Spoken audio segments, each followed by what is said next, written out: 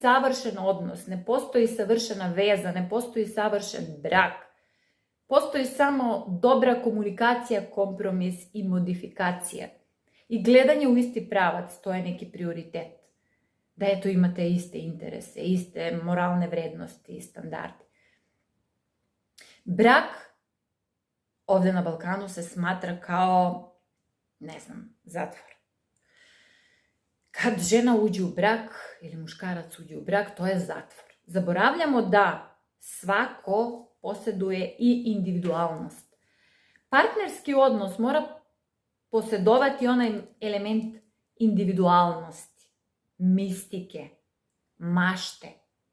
Jer mi smo živa bića koji u suštini imaju tu potrebu za sigurnost, za dom, za vezanost, ali onu drugu, što kažem ja, adrenalinsku, životinsku, nagonsku, potrebu za istraživanjem, za izlaženjem iz zone komfora, za maštom, za perverzijom.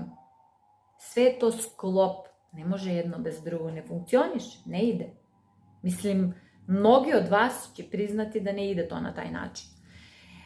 Onda, kad uđemo u brak, pa dođu deca, prvo što nestane je ona varijanta izlaska. Date, night out, mašta se izgubi, kontakt se izgubi, majke se obično više povežu sa decom, što je skroz pogrešno i drugačije.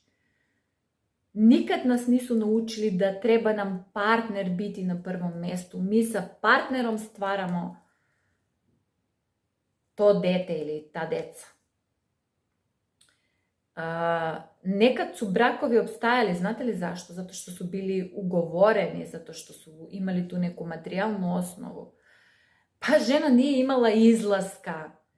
Jesu mnogo od tih brakova i tih žena imali posljedica i mentalno skliznuli u bolesti, drži vodu.